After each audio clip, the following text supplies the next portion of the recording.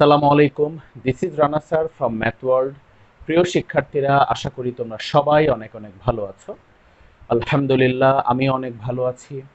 আজকে আমি তোমাদের সামনে আলোচনা করব এইচএসসি ফার্স্ট পেপারের অধ্যায় 10 অর্থাৎ যোগজীকরণের চতুর্থ অনুশীলনী নিয়ে।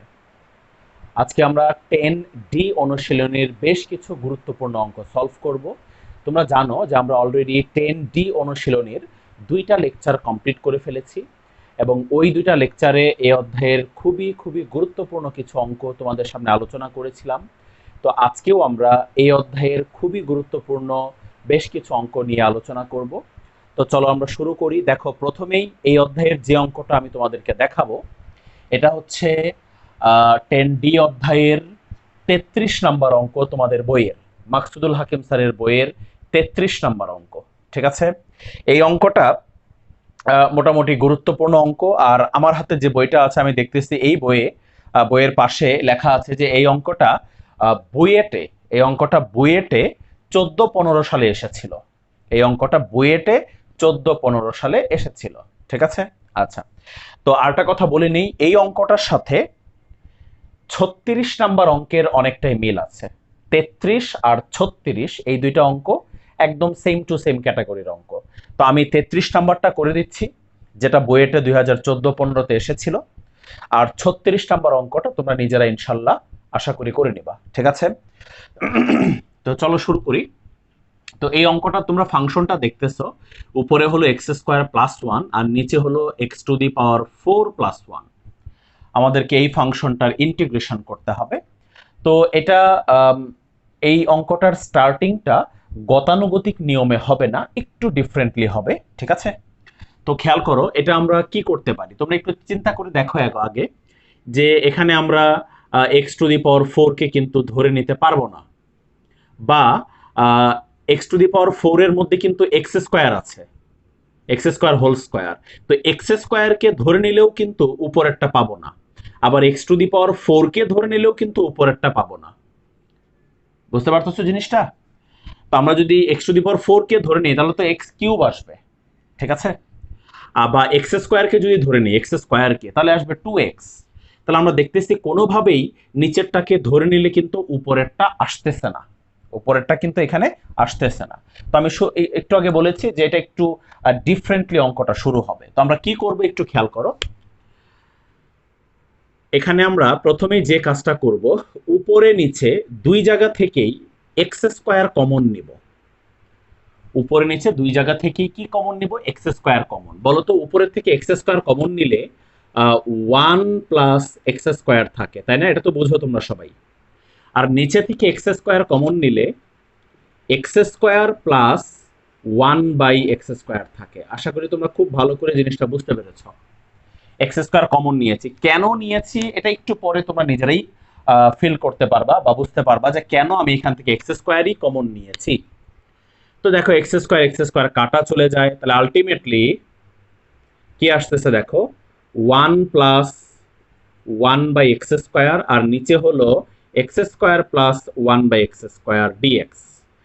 এখন তুমি মনে মনে চিন্তা করতেছো যে স্যার কি লাভ হলো, x² কমন নিয়েছেন বুঝলাম, কাটাকাটি করে ফেলেছেন, বাট এখন এই যে ফাংশনটা এসেছে এতে আমার লাভটা কি হয়েছে, কি প্রফিট হয়েছে এখানে? এখন কি আমি এই নিচেরটাকে ধরে নিলে উপরেরটা পাবো?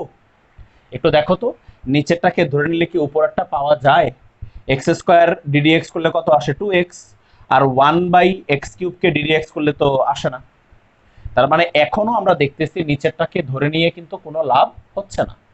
তাহলে কি করা যায় এখন চিন্তা করো, এখান থেকে এখন আমরা কি করতে পারি? আচ্ছা, নরমালি আমরা ম্যাক্সিমাম অঙ্কে দেখি কি, যে নিচেরটাকে ধরে নিলে সবসময় উপরেরটা পাওয়া যায়, অর্থাৎ নিচেরটাকে ধরে নিয়ে ddx করলে সবসময় উপরেরটা পাওয়া যায়। ঠিক আছে, আচ্ছা। তো এখন আমরা চলো একটু উপরেরটাকে নিয়ে চিন্তা করি, যে এই উপরেরটা কার ddx। দেখো আমরা চিন্তাটা কিভাবে করতেছি। নরমালি কি হয়, আমি আবারও বলতেছি, নিচেরটাকে ধরে নিয়ে ddx করলে উপরেরটা আসে, অর্থাৎ উপরেরটা হচ্ছে নিচেরটার ddx হয়, তাই তো? তো আমরা একটু চিন্তা করি যে এই উপরেরটা কার ddx, উপরেরটা কার ddx, একটু চিন্তা করো তো উপরেরটা কার ddx। তো এটা চিন্তা করার জন্য তোমাকে দেখতে হবে যে এই উপরেরটার ইন্টিগ্রেশন কি হয়, এই উপরেরটার ইন্টিগ্রেশন কি হয়, কারণ উপরেরটার ইন্টিগ্রেশন যা হবে তারই ডিডিএক্স হচ্ছে এটা, বলো তাই না? তোমরা তো জানো যে ইন্টিগ্রেশন আর ডিডিএক্স একে অপরের বিপরীত প্রক্রিয়া। তাহলে এই উপরেরটার ইন্টিগ্রেশন যা হবে তার ডিডিএক্সই কিন্তু এটা হবে, এইটার ইন্টিগ্রেশন যা হবে তার ডিডিএক্সই কিন্তু এটা হবে। তো আমি জানতে চাচ্ছি যে এই উপরেরটা কার ডিডিএক্স, তাইলে আমি বুঝতে পারবো যে আমার নিচে কি লাগবে, নিচে কি লাগবে, নিচেরটার ডিডিএক্সই তো সবসময় উপরেরটা হয় ম্যাক্সিমাম টাইম। তাহলে আমরা আগে বের করি যে এই উপরেরটা কার ডিডিএক্স, তাহলে আমি বুঝতে পারবো যে নিচে কি আসতে হবে। তো উপরেরটা কার ডিডিএক্স এটা পাওয়ার জন্য আমরা উপরেরটাকে কি করব, ইন্টিগ্রেশন করব। দেখো আমরা একটু দেখি তো রাফের মধ্যে এই উপরেরটাকে ইন্টিগ্রেশন করলে কি আসে, integration 1 plus 1 by x square dx, বলো এটাকে ইন্টিগ্রেশন করলে কি আসবে, 1 কে ইন্টিগ্রেশন করলে এক্স আসবে, ওকে, আর 1 বাই এক্স স্কোয়ার কে ইন্টিগ্রেশন করলে মাইনাস 1 বাই এক্স আসবে। এটা কি বুঝো তোমরা? এটা তো আশা করি বুঝো। 1 বাই এক্স স্কোয়ারের ইন্টিগ্রেশন করলে মাইনাস 1 বাই এক্স আসে। কিভাবে আসে? তুমি যদি 1 বাই এক্স স্কোয়ার মানে কি বলো, 1 বাই এক্স স্কোয়ার মানে হচ্ছে x to the power minus 2। তো এটাকে যদি তুমি ইন্টিগ্রেশন করো কোন সূত্রের সাহায্যে, x to the power n এর সূত্রের সাহায্যে, তাহলে x to the power n এর সূত্র হলো x to the power n plus 1 divided by n plus 1। দেখো নিচে আসে মাইনাস 1, উপরে হচ্ছে x to the power minus 1, তার মানে এখান থেকে কিন্তু মাইনাস 1 বাই এক্স আসে। বুঝতে পেরেছো? তার মানে 1 বাই এক্স স্কোয়ারকে ইন্টিগ্রেশন করলে মাইনাস 1 বাই এক্স আসে। তাহলে আমরা পেয়ে গেলাম যে এই উপরেরটার ইন্টিগ্রেশন হচ্ছে এক্স মাইনাস 1 বাই এক্স। তার মানে কি? তার মানে হচ্ছে এক্স মাইনাস 1 বাই এক্স এর ডিডিএক্স হচ্ছে এই উপরেরটা। বুঝতে পেরেছো জিনিসটা? এক্স মাইনাস 1 বাই এক্স এর ডিডিএক্স হচ্ছে এই উপরেরটা। তার মানে নিচে যদি এক্স মাইনাস 1 বাই এক্স আনা যায় তাহলে ওইটাকে ধরে নিয়ে ডিডিএক্স করলেই কিন্তু আমরা উপরেরটা পেয়ে যাব। দেখেছো জিনিসটা কিভাবে বের করেছি? আশা করি তোমরা খুব ভালো করে বুঝতে পেরেছো ব্যাপারটা। ঠিক আছে, আমি আবারও একটু প্রথম থেকে বলতেছি। আমরা নর্মালি অঙ্কের মধ্যে দেখি যে নিচেরটাকে ধরে নিয়ে ডিডিএক্স করলে উপরেরটা পাওয়া যায়। ঠিক আছে, তো আমরা এখানে দেখতেছি আপাতত নিচেরটাকে ধরে নিয়ে ডিডিএক্স করলে উপরেরটা পাওয়া যাচ্ছে না, তাই আমরা একটু চিন্তাটা একটু উল্টা চিন্তা করেছি। কিরকম? আমি এই উপরেরটা কার ডিডিএক্স হয় সেটা আমি জানতে চাচ্ছি, কারণ উপরেরটা যার ডিডিএক্স সেটাই নিচে আসতে হবে, উপরেরটা যার ডিডিএক্স সেটাই নিচে আসতে হবে। ঠিক আছে, এখন উপরেরটা কার ডিডিএক্স সেটা বের করার জন্য আমরা এই উপরেরটাকে ইন্টিগ্রেশন করেছি, ইন্টিগ্রেশন করে আমরা পেয়েছি এক্স মাইনাস 1 বাই এক্স। ঠিক আছে, তার মানে এই উপরেরটার ইন্টিগ্রেশন যদি এক্স মাইনাস 1 বাই এক্স হয় তাহলে এক্স মাইনাস 1 বাই এক্স এর ডিডিএক্স হচ্ছে এই উপরেরটা। তার মানে আমাদের এই ফাংশনটার নিচে এক্স মাইনাস 1 বাই এক্স আসতে হবে। যদি আসে তাহলে এটাকে ধরে নিয়ে ডিডিএক্স করলেই কিন্তু আমরা উপরেরটা পেয়ে যাব। বুঝতে পেরেছো জিনিসটা? আচ্ছা, তো চলো আমরা এখন দেখি তাহলে আমার নিচে কি আসতে হবে, এক্স মাইনাস 1 বাই এক্স আসতে হবে নিচে। তো চলো দেখি এক্স মাইনাস 1 বাই এক্স আমরা কিভাবে আনতে পারি। খুবই সহজ কাজ। এখন নিচে এক্স মাইনাস 1 বাই এক্স আনা যাবে না? খেয়াল করে দেখো তো। অবশ্যই আনা যাবে, ছোটবেলার সূত্র। আমরা নিচেরটাকে কি লিখতে পারি না, x minus 1 by x whole square plus 2ab। সূত্র দিয়েছি এ স্কোয়ার প্লাস বি স্কোয়ারের সূত্র, এ স্কোয়ার প্লাস বি স্কোয়ারের সূত্র দিয়েছি আমরা। ঠিক আছে, এবং সূত্র দেওয়ার সাথে সাথে দেখো এক্স মাইনাস 1 বাই এক্স চলে এসেছে। আর এই এক্স মাইনাস 1 বাই এক্স এর ডিডিএক্সই তো হলো এটা, কারণ একটু আগে আমরা করে দেখেছি এটার ইন্টিগ্রেশন আসে এটা, তার মানে এটার ডিডিএক্স হচ্ছে এটা। তাহলে আমরা এখন এই এক্স মাইনাস 1 বাই এক্স কে ধরে নিব। তো চলো আমরা এখন এই এক্স মাইনাস 1 বাই এক্স কে ধরে নিই। এক্স মাইনাস 1 বাই এক্স কে যদি আমরা ধরে নিই জেড, তাহলে এখন যদি আমরা উভয় পক্ষে ডিডিএক্স করি এক্স এর ডিডিএক্স হচ্ছে 1, আর এই মাইনাস 1 বাই এক্স এর ডিডিএক্স হচ্ছে প্লাস 1 বাই এক্স স্কোয়ার। ঠিক আছে, equal to dz by dx. বুঝতে পেরেছো জিনিসটা?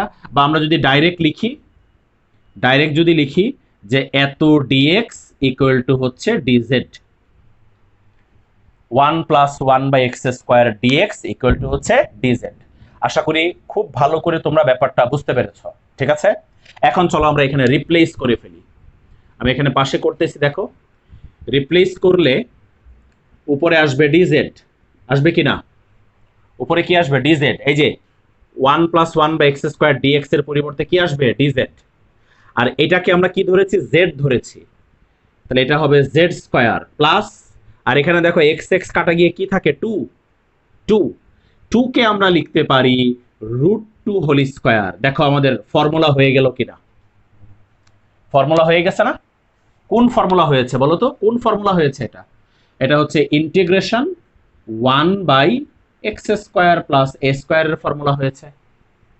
এটার ফর্মুলা কি তোমরা জানো খুব ভালো করে? ইন্টিগ্রেশন 1/x² প্লাস a² এর ফর্মুলা কি? এটার ফর্মুলা হচ্ছে 1/a tan ইনভার্স x/a, এটা হচ্ছে ফর্মুলা এটা। তো চলো আমরা এখানে ফর্মুলা বসিয়ে দেই। 1/a, a কত? √2, এরপরে হচ্ছে tan ইনভার্স x/a, x কত? z বাই a কত?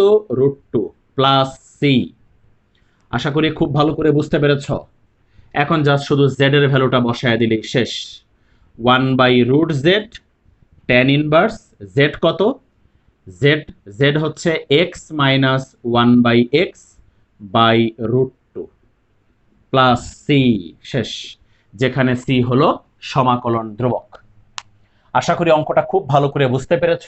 আর এটার মতোই হচ্ছে 36 নাম্বারটা। 36 নাম্বারটা একদম এটার মতোই, ঠিক আছে, বাট শুধু সূত্রটা এখানে চেঞ্জ হয়ে যাবে। 36 নাম্বারটা এখানে মাইনাস আসবে, 36 নাম্বারটাতে দেখবে এখানে কি আসবে? মাইনাস আসবে, তখন এটা মাইনাসের ফর্মুলাতে চলে যাবে। ওই অনুসারে তোমরা ফর্মুলা বসিয়ে করে ফেলবা এটা, ঠিক আছে।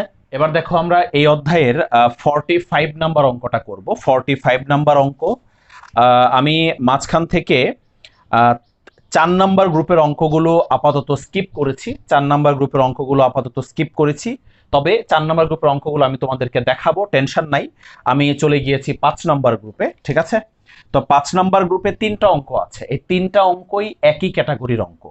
তোমরা দেখতেছো যে এই 3টা অঙ্কের ধরন কিন্তু সেম, অর্থাৎ এই 3টা অঙ্কই দেখো দেখতে একই রকম। দেখতে একই রকম মানে হচ্ছে, দেখো 45 নাম্বার অঙ্কটা দেখো, বাইরে একটা ফাংশন আছে আর রুটের ভিতরে আরেকটা ফাংশন আছে। দেখো বাকি দুইটা অঙ্কও কিন্তু এরকমই, রুটের বাইরে একটা ফাংশন, রুটের ভিতরে আরেকটা ফাংশন। তাহলে এই ক্যাটাগরির অঙ্ক যদি থাকে, ঠিক আছে, এই ক্যাটাগরির অঙ্কগুলো করার সিস্টেমটা একই রকম।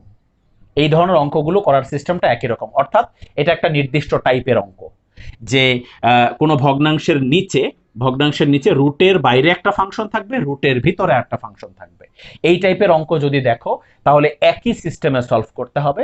তো চলো আমরা এই অঙ্কটা দেখি, এবং সেই সিস্টেমটা কি সেটা একটু মনে রাখতে হবে, যে এই টাইপের অঙ্কগুলো কিভাবে সলভ করতে হবে। তো সিস্টেমটা হচ্ছে যে এই ধরনের অঙ্ক যখন দেখবা তখন তুমি করবা কি জানো? রুটের ভিতরে যেটা থাকবে, রুটের ভিতরে যে ফাংশনটা থাকবে, রুটের ভিতরে যে ফাংশনটা থাকবে ওই ফাংশনটাকে জেড স্কয়ার ধরে নিতে হবে অলওয়েজ। ওই ফাংশনটাকে কি ধরে নিতে হবে? Z square. এখন তুমি বলতে পারো যে স্যার জেড স্কয়ারই কেন, স্কয়ার কেন? তুমি স্কয়ার হবে কেন এটা এভাবে মনে রাখতে পারো যে এই ফাংশনটার উপরে রুট আছে, দ্যাটস ওয়াই আমরা এই ভিতরে যে ফাংশনটা আছে এটাকে আমরা জেড স্কয়ার ধরতেছি, যাতে পরবর্তীতে এখানে জেড স্কয়ার বসালে ওই স্কয়ার আর রুট যাতে কি হয়ে যায়? কাটাকাটি হয়ে যায়। এভাবে তুমি মনে রাখতে পারো, ঠিক আছে। বাট এই ক্যাটাগরির ফাংশনের ইন্টিগ্রেশন করতে হলে রুটের ভিতরে যে ফাংশনটা থাকবে ওটাকে অলওয়েজ জেড স্কয়ার ধরতে হবে, এটা মনে রেখো, ঠিক আছে। তো দেখো এখন যদি আমরা এটার ডিডিএক্স করি, উভয় পক্ষে যদি আমরা ডিডিএক্স করি, তাহলে ডিডিএক্স করলে কি পাওয়া যাবে? দেখো একটু, বাম পক্ষে ডিডিএক্স করলে অনলি 4 পাওয়া যাবে। বাম পক্ষে ডিডিএক্স করলে অনলি কি পাওয়া যাবে? 4 পাওয়া যাবে। আর ডান পক্ষে যদি আমরা ডিডিএক্স করি, ডান পক্ষে কোন ফর্মুলায় ডিডিএক্স হবে বলো তো? এটা x⁴n এর ফর্মুলায় ডিডিএক্স করব আমরা, তাহলে এটাকে হবে 2z, পরে আবার z এর ডিডিএক্স করলে হবে dz/dx। বুঝতে পেরেছো কাহিনীটা? আশা করি বুঝতে পেরেছো। ফার্স্টে জেড স্কয়ারের ডিডিএক্স করেছি 2z, পরে আবার z এর ডিডিএক্স করেছি dz/dx। এখন যদি আমরা এখানে আড়াআড়ি গুণ করি তাহলে 4dx equal to 2z dz। ওকে, তাহলে বলো আমরা এখান থেকে আমরা dx ইকুয়াল টু কি লিখতে পারি? এখান থেকে dx ইকুয়াল টু লিখতে পারি 4টা ওই পাশে গেলে হবে 1/2z dz। এটা লিখতে পারি আমরা 1/2z dz লিখতে পারি আমরা dx এর ভ্যালু। আশা করি খুব ভালো করে বুঝতে পেরেছো। এখন আমরা রিপ্লেস করব, তবে রিপ্লেস করার আগে ছোট্ট একটা কাজ করব। সেটা কি জানো? রিপ্লেস করার আগে ছোট্ট একটা কাজ, সেটা হচ্ছে এই যে শুরুতে যেটা ধরে নিয়েছিলাম। আচ্ছা, একটা জিনিস আমি বলি, আমি যদি এখন রিপ্লেস করি, খেয়াল করো ভালো করে, আমি যদি এখন রিপ্লেস করি, এইটা রিপ্লেস হয়ে জেড স্কোয়ার হয়ে যাবে, ঠিক আছে? ডিএক্সটা রিপ্লেস হয়েও কিন্তু জেড হয়ে যাবে। বলো হবে কিনা? এই যে ডিএক্স এর ভ্যালু দেখো জেড দিয়ে বের হয়েছে, তাহলে এই ফাংশনটা জেড দিয়ে রিপ্লেস হবে, উপরের ডিএক্সটাও জেড দিয়ে রিপ্লেস হবে, বাকি থাকবে কিন্তু এইটা। তাহলে এইটাকেও কিন্তু আমাদের জেড দিয়ে রিপ্লেস করতে হবে, তা নাহলে কিন্তু অঙ্ক করতে পারবো না আমরা। তো এইটাকে জেড দিয়ে রিপ্লেস করার জন্য আমরা যে কাজটা করব, এই যে এইটা থেকে এক্স এর ভ্যালুটা বের করে নিব জেড এর সাহায্যে, বের করে ওই ভ্যালুটা এখানে এক্স এর জায়গায় বসাবো। বুঝতে পেরেছো কাহিনীটা? আশা করি বুঝতে পেরেছো। তাহলে চলো আমরা এখন এখান থেকে এক্স এর ভ্যালুটা বের করি। খুব সিম্পলি বলো, এখান থেকে এক্স ইকুয়াল টু কি হবে? 3টা ওইদিকে যাবে, তাহলে 4x equal to Z square minus 3। তাহলে x ইকুয়াল টু হবে 1/4 ইন্টু জেড স্কোয়ার মাইনাস 3। আশা করি বুঝতে পেরেছ। x এর ভ্যালুটা আমরা এখান থেকে বের করে নিলাম এই যে এইটাকে রিপ্লেস করার জন্য। ক্লিয়ার? আচ্ছা, এখন চলো আমরা রিপ্লেস করি এটাকে। ইন্টিগ্রেশন ভালো করে খেয়াল করে দেখো, উপরে dx এর জায়গায় কি বসবে? উপরের dx এর জায়গায় বসবে হাফ জেড ডিজেড। তাহলে হাফটাকে সামনে লিখলাম আর উপরে লিখলাম জেড ডিজেড। বুঝতে পেরেছো? হাফটা সামনে, উপরে জেড ডিজেড। আর নিচে দেখো এইটার পরিবর্তে এইটার শুধু এক্স এর জায়গায় ভ্যালু বসবে কিন্তু, তাহলে ঘটনাটা হবে 2 ইন্টু এক্স এর জায়গায় কত বসবে? এক্স এর জায়গায় কত বসবে? এক্স এর জায়গায় বসবে হচ্ছে 1/4 ইন্টু জেড স্কোয়ার মাইনাস 3, ঠিক আছে? প্লাস 1। আশা করি বুঝতে পেরেছ। এই যে 2 এর জায়গায় এক্স এর জায়গায় এক্স এর ভ্যালু বসিয়েছি প্লাস 1, ঠিক আছে? এটাকে না হয় সেকেন্ড ব্র্যাকেটে আবদ্ধ করে ফেললাম। এরপরে আছে হচ্ছে কি রুট, এটার পরিবর্তে কি বসবে? এটার পরিবর্তে বসবে জেড স্কোয়ার। এই হচ্ছে এটার পরিবর্তে কি বসলো? জেড স্কোয়ার বসলো। ক্লিয়ার? আচ্ছা, এখন দেখো হাফ ইন্টিগ্রেশন, উপরে হচ্ছে জেড ডিজেড, উপরে হচ্ছে জেড ডিজেড, আর নিচে কি আসতেছে একটু খেয়াল করো। নিচে আসতেছে হচ্ছে এটা দিয়ে এটা কাটাকাটি করলে এখানে 1/2 z square minus 3 plus 1, okay, plus 1 second ব্র্যাকেটে আবদ্ধ এটা, আর এখানে রুট জেড স্কোয়ার মানে only z, root z square মানে অনলি জেড, ঠিক আছে? এখন দেখো খুব সিম্পলি এখানে উপরের জেড আর নিচের জেড কি হয়ে যাচ্ছে? কাটাকাটি চলে যাচ্ছে, ঠিক আছে? আচ্ছা, এখন আরেকটা কাজ আমরা করতে পারি, আরেকটা খুবই গুরুত্বপূর্ণ কাজ এখানে করতে পারি। দেখো এই দুইটা থেকে হাফ কমন নিয়ে এই হাফের সাথে কিন্তু কাটাকাটি করে ফেলা যায়, যায় না? কারণ এটা তো নিচে, এই জিনিসটা কোথায় আছে? নিচে আছে না? তাহলে এখানে তো হাফ আছে, 1 এর মধ্যেও 1 থেকেও কিন্তু হাফ কমন নিতে পারবো আমরা। তাহলে এই দুইটা থেকে আমরা যদি হাফ কমন নেই, আর যেহেতু হাফটা নিচে, তাহলে এটার সাথে এটা কি হয়ে যাবে? কাটাকাটি হয়ে যাবে। তাহলে হাফ ইন্টিগ্রেশন, খেয়াল করো ডিজেড, এখান থেকে হাফ কমন নিলে কি দাঁড়াচ্ছে বলো? হাফ কমন নিলে দাঁড়াচ্ছে হচ্ছে Z square minus 3 plus 2। Plus 2 কিভাবে? 1 থেকে হাফ কমন নেওয়া মানে এই হাফ দ্বারা ভাগ হবে 1 কে। কমন না থাকলে সিস্টেম তো তোমরা জানো, যেটা কমন নেই সেটা দ্বারা কি করতে হয়? ভাগ করতে হয়। তো এটার মধ্যে তো হাফ আছে, হাফ কমন নিয়েছি, এটার মধ্যে হাফ নাই, তাই হাফ দ্বারা এটাকে কি করে ফেলবো? ভাগ। তো 1 কে হাফ দ্বারা ভাগ করলে উল্টায় কত হয়ে যাবে? 2 হয়ে যাবে। বুঝতে পেরেছো? তাহলে এখন দেখো এই হাফ আর এই হাফ কি হয়ে যাচ্ছে? কাটাকাটি চলে যাচ্ছে, ঠিক আছে? হাফ এবং হাফ কাটাকাটি চলে যাচ্ছে।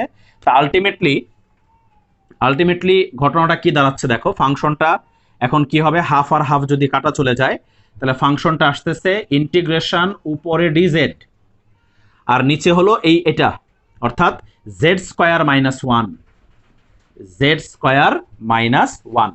ঠিক আছে, তা আশা করি বাকি অংশটা তোমরা নিজেরা করতে পারবা।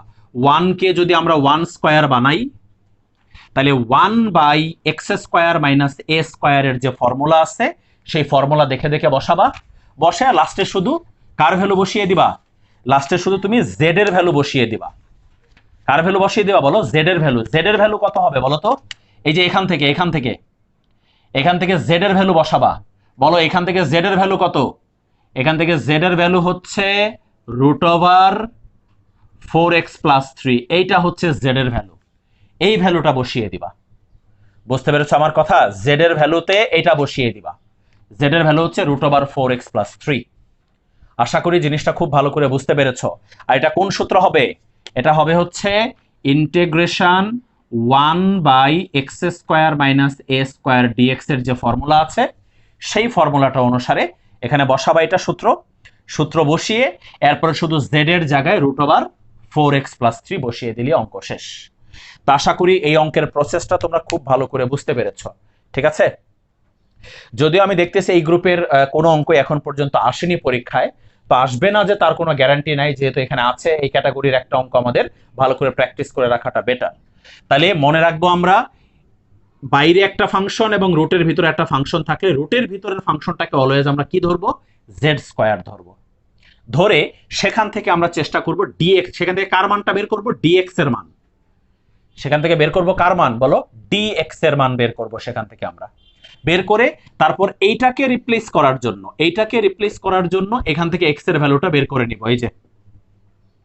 ঠিক আছে, বের করে এরপর আমরা সুন্দর করে এখানে রিপ্লেস করব, করে নরমালি ক্যালকুলেশন করে সেটাকে একটা পর্যায়ে নিয়ে গিয়ে তারপর আমরা সূত্র দিয়ে দিব। আশা করি খুব ভালো করে বুঝতে পেরেছো। এবার দেখো পরবর্তী অঙ্ক, এটা হচ্ছে তোমাদের বইয়ের 47 নাম্বার অঙ্ক, 47 নাম্বার অঙ্ক। এই অঙ্কটা মোটামুটি ইম্পর্টেন্ট একটা অঙ্ক এবং একটু কঠিন অঙ্ক এটা।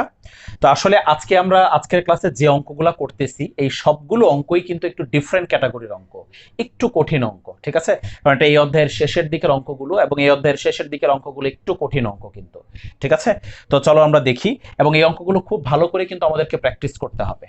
ঠিক আছে, খুব ভালো করে প্র্যাকটিস করতে হবে এই অঙ্কগুলো, যদি তোমরা পরীক্ষায় এই অঙ্কগুলো আসলে আনসার করতে চাও। আর যদি আগে থেকে একাধিকবার করে এই অঙ্কগুলো প্র্যাকটিস না করো তাহলে কিন্তু এই ব্যতিক্রম অঙ্কগুলো তোমাদের মনে থাকবে না, এগুলো প্রত্যেকটাই একটু ডিফারেন্ট ক্যাটাগরির অঙ্ক। তো দেখো এই ফাংশনটাকে আমাদের ইন্টিগ্রেশন করতে হবে। এই ধরনের ফাংশন কিন্তু আমরা আগে কখনো দেখিনি। তো দেখো এখানে আমরা কোনটাকে ধরে নিব, উপরে কিন্তু অনলি ডিএক্স আছে, উপরে কি আছে, উপরে অনলি ডিএক্স আছে। তো উপরে যদি অনলি ডিএক্স থাকে তাহলে আমরা এখানে চলো এটাকে ধরে নিই, বড়টাকে x⁴ 1/4। আমরা যদি x⁴ 1/4 কে ধরে নেই, x⁴ 1/4 ইকুয়াল টু হচ্ছে z। তো এখন আমরা উভয় পক্ষে ডিডিএক্স করব, তবে ডিডিএক্স করার আগে আমরা একটা কাজ করে নিই, সেটা হচ্ছে দেখো তো আমরা লিখতে পারি না x z⁴ লিখতে পারি না, এটা এই জিনিসটা অবশ্যই লিখতে পারি, তোমরা সবাই আমার সাথে একমত হবা। x কিন্তু z⁴ লেখা যায়, এটা আশা করি কাউকে বোঝাইতে হবে না।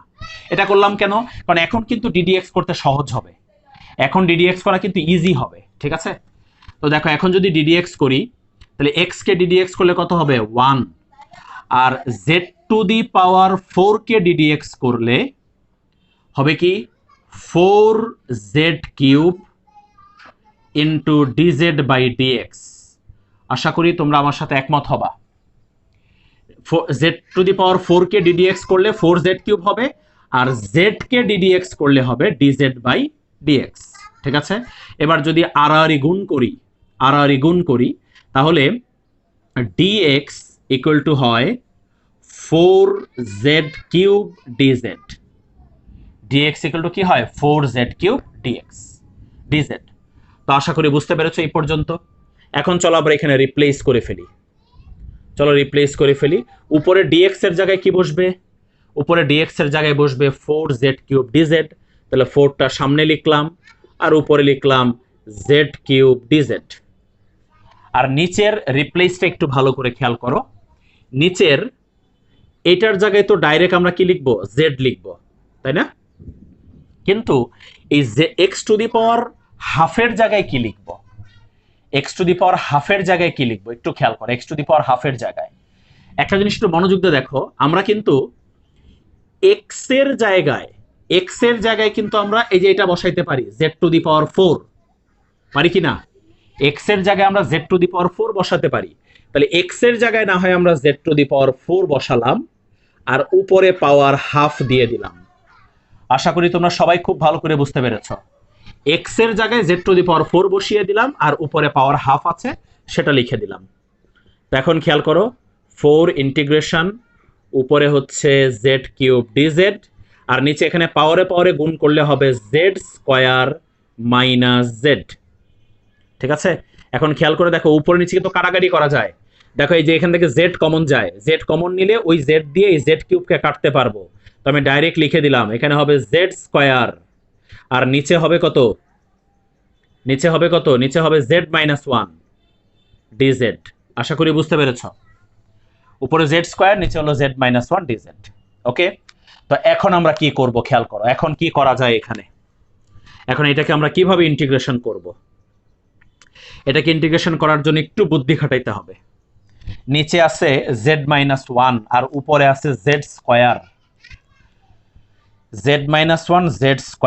আমরা এখানে একটা কাজ করতে পারি, একটু খেয়াল করো, 4 ইন্টিগ্রেশন, নিচে তো z-1 আছে তাই না? তাহলে আমি একটা কাজ করলাম, উপরে z² - 1 লিখলাম, z² তো ছিলই উপরে, আমি একটা -1 লিখলাম এবং এটাকে ব্যালেন্স করার জন্য একটা +1 দিলাম আর নিচে z-1 দিলাম। এখন তুমি বলতে পারো স্যার এরকম কেন করলাম আমরা, এরকম কেন করলাম? এর কারণ হচ্ছে খেয়াল করে দেখো, এখন যদি আমি এই নিচের হরটাকে আলাদা করি, একবার এটার নিচে দিব আরেকবার এটার নিচে দিব, তাহলে কিন্তু ছোট্ট ছোট্ট ফাংশন চলে আসবে এখান থেকে। ঠিক আছে, দেখো এটাকে এটার নিচে দিলে কিন্তু কাটাকাটি হবে, বলো কাটাকাটি হবে কিনা? z² - 1 মানে কি, z+1 z-1, তাহলে এই যে z-1 এর সাথে কি হয়ে যাবে, কাটাকাটি হয়ে যাবে। বুঝতে পেরেছো জিনিসটা? তাহলে এখন খেয়াল করো, 4 ইন্টিগ্রেশন, দেখো যদি আলাদা করি তাহলে z² - 1 divide by z-1 plus 1/z-1 dz। ঠিক আছে, বুঝতে পেরেছো আশা করি? কি ক্যালকুলেশন গুলা কি একদমই কঠিন মনে হচ্ছে? আমার তো মনে হয় না একদমই কঠিন মনে হচ্ছে, যদিও ইজি ক্যালকুলেশন, বাট একটু হয়তো তোমার প্রথম করতেছো এই জন্য তোমাদের বুঝতে একটু কষ্ট হচ্ছে। তোমরা যখন এই জিনিসগুলো একাধিকবার প্র্যাকটিস করবা তখন এই জাতীয় ফাংশন দেখলেই তোমাদের মাথায় ক্যালকুলেশন গুলো চলে আসবে। ঠিক আছে, এটা হচ্ছে তোমাদের একাধিক প্র্যাকটিসের উপর ডিপেন্ড করবে, এই জিনিসটা বেশি প্র্যাকটিসের উপর ডিপেন্ড করবে। ঠিক আছে, আমি চিন্তা করেছি কিভাবে নিচে z-1 আছে, তা আমি যদি এখানে z² - 1 দেই তাহলে কাটাকাটি হয়, আলাদা করে কাটাকাটি করা যাবে, তখন ফাংশনগুলো কিন্তু ছোট ছোট হয়ে যাবে। ঠিক আছে, তো আমি এদিকে মুছে দিলাম। দেখো এখন আমরা কি করতে পারি এখানে, তাহলে এখানে কি আসতেছে খেয়াল করো, 4 ইন্টিগ্রেশন, এখানে কাটাকাটি করলে কি z+1 আসতেছে, z+1 প্লাস 1/z-1। এই দেখছো ছোট ছোট কতগুলো ফাংশন আসছে, এটা একটা ফাংশন আসছে, এটা একটা ফাংশন আসছে, এটা একটা ফাংশন আসছে। এখন এই প্রত্যেকটা ফাংশনের আমরা ইন্ডিভিজুয়ালি ইন্টিগ্রেশন করে ফেলবো। ঠিক আছে, তো চলো করে ফেলি। বলো জেড এর ইন্টিগ্রেশন করলে কি হয়? জেড এর ইন্টিগ্রেশন করলে অবশ্যই তোমরা আমার সাথে একমত হবা, জেড এর ইন্টিগ্রেশন করলে আসবে z² / 2 x⁻n এর ফর্মুলায় x⁻n+1 divided by n+1 plus, এবার বলো 1 এর ইন্টিগ্রেশন কি হবে? আর এখানে সরি, এখানে dx হবে না, এটা dz হবে। 1 এর ইন্টিগ্রেশন কি হবে তোমরা জানো, 1 এর ইন্টিগ্রেশন আমরা z লিখবো, এটা তো z এর, তাই এটা z এর ফাংশন না, তাই z লিখবো, x এর হলে আমরা x লিখতাম, প্লাস আর 1/z-1 এটার ইন্টিগ্রেশন কি হবে? 1/z-1 এটার ইন্টিগ্রেশন হবে ln মডুলাস অফ z-1। কোন সূত্রে গিয়েছে বুঝতে পেরেছো? এটা কোন সূত্রে গিয়েছে এটা? আশা করি বুঝতে পেরেছো, 1/x এর ফর্মুলায় গিয়েছে, প্লাস সি। এই যে এটা কোন ফর্মুলায় গিয়েছে? 1/x এর ফর্মুলায় গিয়েছে। 1/x, ইন্টিগ্রেশন অফ 1/x মানে কি? ln x না? ইন্টিগ্রেশন অফ 1/x মানে কি? ln x। ওকে, তো হয়ে গেছে এটা। এটাই আনসার দিয়ে দিতে পারো তুমি, বা চাইলে এই 4 দ্বারা গুণ করতে পারো। 4 দ্বারা গুণ করলে কত হবে? 2z square plus 4z plus 4 ln modulus of z minus 1 plus c. এখন শুধু z এর ভ্যালুটা বসায় দিলে আমাদের অঙ্ক শেষ। এখন শুধু আমরা কি করব? z এর ভ্যালুটা এখানে বসিয়ে দিব। তো z এর ভ্যালু বসাই চলো। z এর ভ্যালু কিন্তু x টু দি পাওয়ার 1/4। তাহলে দেখো x to the power 1/4 whole square plus 4x to the power 1/4 plus 4 ln modulus of x to the power 1/4 minus 1 plus সি। ক্লিয়ার? তাহলে অঙ্কের আনসার হচ্ছে 2। এখানে কত হবে? এখানে হবে x to the power half, তাই না? x to the power half, বা আমরা রুট x লিখতে পারি, প্লাস এখানে আমরা লিখতে পারি, এটা এভাবেই থাকুক সমস্যা নাই, x টু দি পাওয়ার 1/4, ঠিক আছে, plus 4 ln modulus of x to the power 1/4 minus 1 plus সি। এটাই হচ্ছে এই অঙ্কের আনসার। আশা করি খুব ভালো করে অঙ্কটা বুঝতে পেরেছ, যদিও একটু ডিফারেন্ট ছিল অঙ্কটা, ঠিক আছে, বাট একটু প্র্যাকটিস করতে হবে বেশি করে। এবার একটু দেখো, খুবই গুরুত্বপূর্ণ একটা অঙ্ক, এই অধ্যায়ের 49 নাম্বার অঙ্ক। এটা মোস্ট ইম্পর্টেন্ট অঙ্ক। তোমাদের কাছে বই থাকলে তোমরা একটু দেখো, এই অঙ্কটা অনেকবার এসেছে বিভিন্ন বোর্ডে। অঙ্কটা ফাংশনটা একদম সিম্পল দেখা যাচ্ছে, কিন্তু অঙ্কটাও মোটামুটি সহজ, বাট এই অঙ্কটা আসলে মানে প্র্যাকটিস করে মনে রাখা ছাড়া কোনো উপায় নাই। এটা একটু ভালো করে প্র্যাকটিস করেই তোমাকে মনে রাখতে হবে। আবারও একই কথা রিপিট করতেছি, আজকে যতগুলো অঙ্ক করতেছি সবগুলো অঙ্ক আসলে আমাদেরকে প্র্যাকটিস করে ভালো করে মনে রাখতে হবে, কারণ প্রত্যেকটাই কিন্তু ব্যতিক্রম অঙ্ক ছিল। আজকে যতগুলো অঙ্ক করতেছি প্রত্যেকটাই কিন্তু ব্যতিক্রম অঙ্ক। তো এটাও কিন্তু ওই টাইপেরই অঙ্ক, এটা একটু প্র্যাকটিস করে আমাদেরকে মনে রাখতে হবে, বাট এটা খুবই গুরুত্বপূর্ণ অঙ্ক। তো দেখো ফাংশনটা যা দেখতে পাচ্ছি আমরা, আমাদেরকে 10x কে ভাঙতে হবে। 10x কে ভাঙা ছাড়া অন্য কোনো উপায় কিন্তু নাই এখানে, ঠিক আছে, কারণ 10x কে ধরে নেওয়া যাবে না এখানে। তাহলে দেখো 10x কে যদি আমরা ভাঙি, 1 প্লাস 10x কে ভেঙে লিখলাম, কি লেখা যায় normally? sin x by cos x। 10x কে ভেঙে sin x by cos x লেখা যায়। তো এবার খেয়াল করো, এবার যদি আমরা নিচে লসাগু করে উল্টায় দিই, তো আমি একবারে লিখতেছি, উল্টায় দিলে উপরে হবে cos x আর নিচে হবে cos x plus sin x, cos x plus sin x। ওকে, এখন যে কাজটা করব, এই এই লাইনটা একটু ভালো করে খেয়াল করো, এই অঙ্কের এই লাইনটা একটু ভালো করে বোঝার চেষ্টা করো।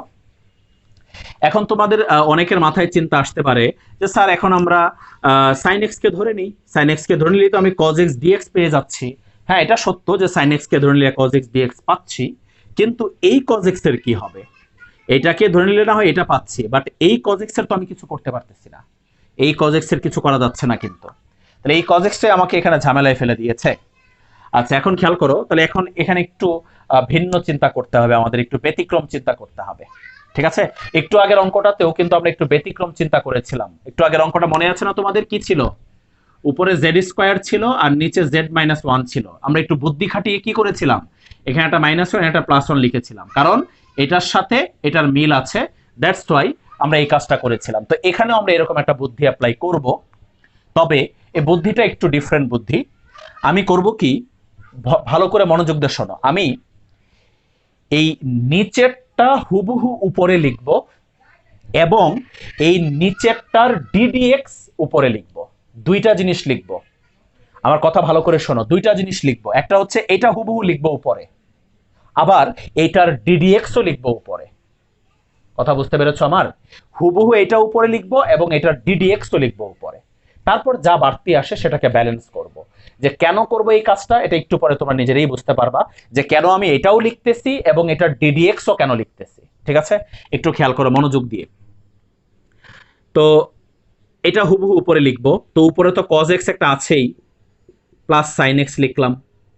ওকে, তাহলে হুবহু কিন্তু হয়ে গেল, নিচেরটা হুবহু উপরে লেখা হয়ে গেল। তারপর আমি কি বলেছিলাম বলো? তারপর আমি কি বলেছিলাম? তারপর আমি বলেছিলাম যে নিচেরটা হুবহু লিখব এবং নিচেরটার ডিডিএক্সও লিখব উপরে। বলো তো নিচেরটার ডিডিএক্স কি হয়? নিচেরটার ডিডিএক্স কি হয় বলো? sin x এর ডিডিএক্স কি? sin x এর ডিডিএক্স হচ্ছে, বলবা তুমি, cos x। sin x এর ডিডিএক্স হচ্ছে cos x, আর cos x এর ডিডিএক্স কি? Minus sin x। আশা করি বুঝতে পেরেছ। ঠিক আছে, তাহলে নিচেরটা ডিডিএক্স লিখেছি এখানে, আর হুবহু নিচেরটা উপরে লিখেছি। এখন যেটা বাড়তি এসেছে সেটা আমি ব্যালেন্স করব, যেটা বাড়তি এসেছে সেটা আমি কি করব, ব্যালেন্স করব। আশা করি একটু বুঝেছো। ব্যালেন্স করতেছি, বাট একটু বুঝছো কিনা দেখো। হুবহু নিচেরটা লিখছি এবং হুবহু নিচেরটা ডিডিএক্স লিখছি। ডিডিএক্স সাইন এক্স এর ডিডিএক্স হচ্ছে কজ এক্স, আর কজ এক্স এর ডিডিএক্স হচ্ছে মাইনাস সাইন এক্স। বুঝতে পেরেছো? আচ্ছা, এখন কথা হচ্ছে ব্যালেন্স করার সময়। এখন আচ্ছা, এখানে একটা কজ এক্স কিন্তু আগে থেকে ছিল, একটা কজ এক্স কিন্তু আগে থেকে ছিল। আর একটা জিনিস দেখো, সাইন এক্স কে কিন্তু ব্যালেন্স করার দরকার নাই, সাইন এক্স কিন্তু অটোমেটিক ব্যালেন্স হয়ে গেছে। ঠিক আছে, শুধু আমাকে কজ এক্স কে ব্যালেন্স করতে হবে। কজ এক্স কয়টা হচ্ছে বলো? 2 cos x হচ্ছে না? cos x কয়টা হচ্ছে? 2 cos x। ঠিক আছে, বাট এখানে আছে অনলি cos x।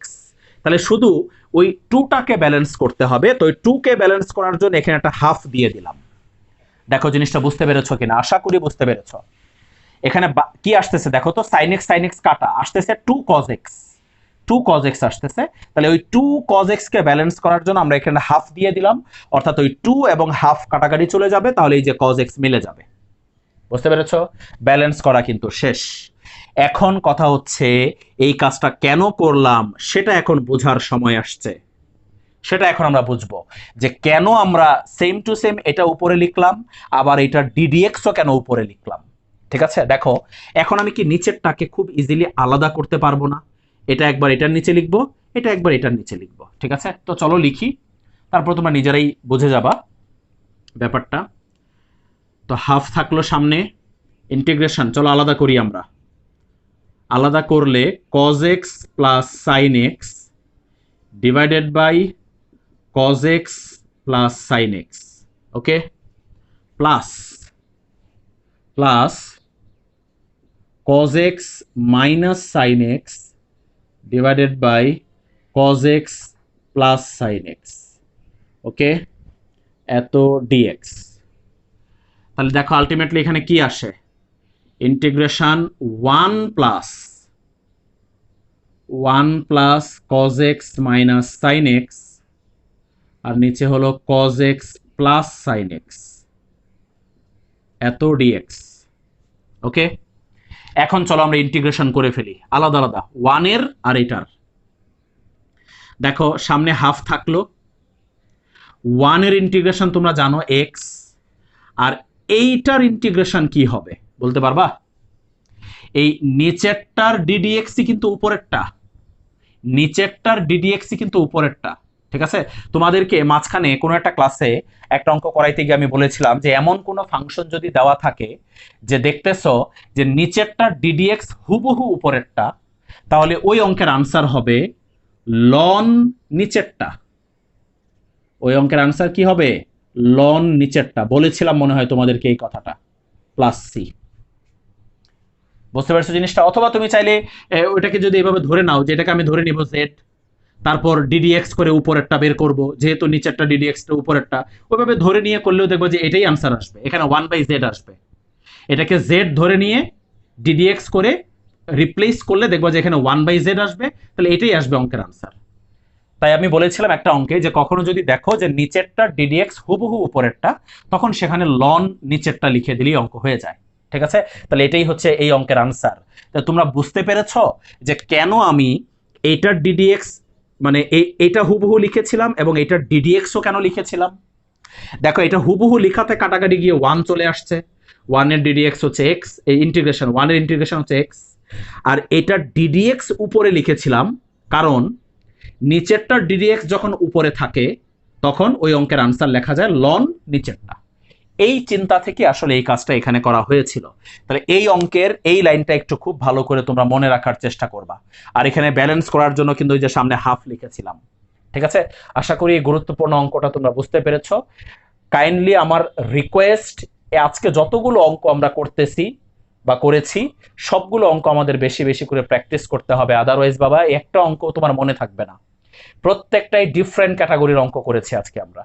ওকে, এবার দেখো আরেকটা অঙ্ক, আজকের লাস্ট অঙ্ক এটা আমাদের 56 নাম্বার অঙ্কটা করব এখন। 56 এটা অ্যাডমিশন টেস্টে এসেছে, আমি দেখতেছি কুয়েটে এসেছে, কুয়েট 11-12তে এই অঙ্কটা এসেছে। তো একটু দেখো এই অঙ্কটা একটু খুব ভালো করে একটু বোঝার চেষ্টা করো। Root over 1 plus x divided by কি আছে 1 minus x, root over 1 plus x divided by 1 minus x. তো একটু ভালো করে খেয়াল করো, এটা আমরা কিভাবে করতে পারি এই অঙ্কটা একটু দেখো। যদি এটা ডিডিএক্স হতো, যদি এই অঙ্কটা ইন্টিগ্রেশন না হয়ে ডিডিএক্স হতো, এরকম ফাংশনের ডিডিএক্স কিন্তু আমরা করেছি, এরকম ফাংশনের ডিডিএক্স কিন্তু আমি তোমাদেরকে করিয়েছিলাম, মনে করে দেখো।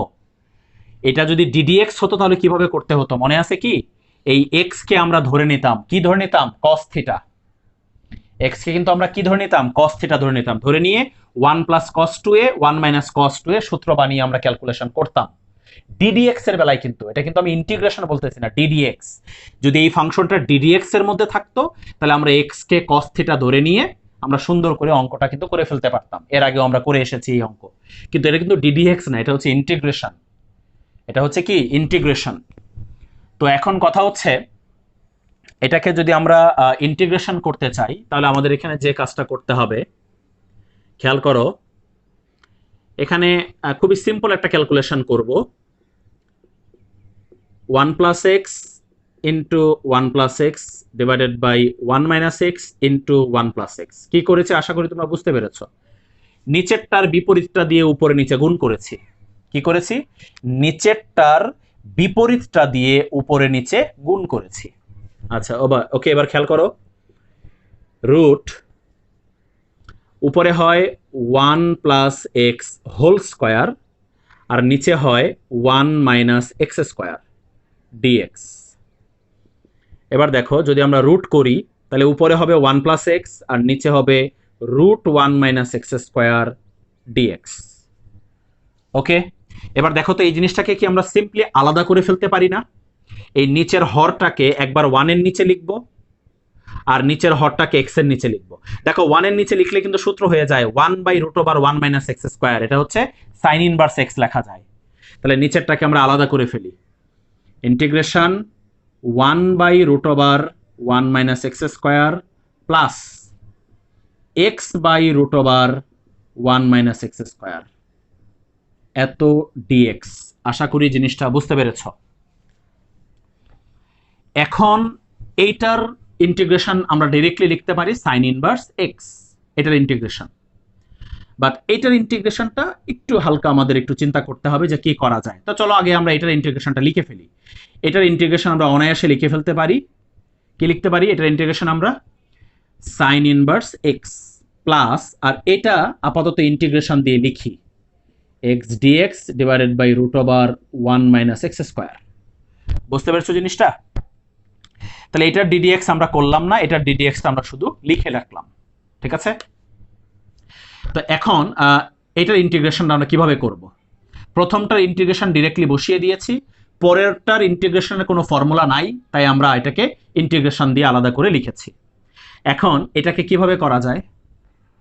এটা খুবই সিম্পল একটা ওয়েতে করা যায়, এটা খুবই সিম্পল একটা ওয়েতে করা যায়। সেটা কি জানো?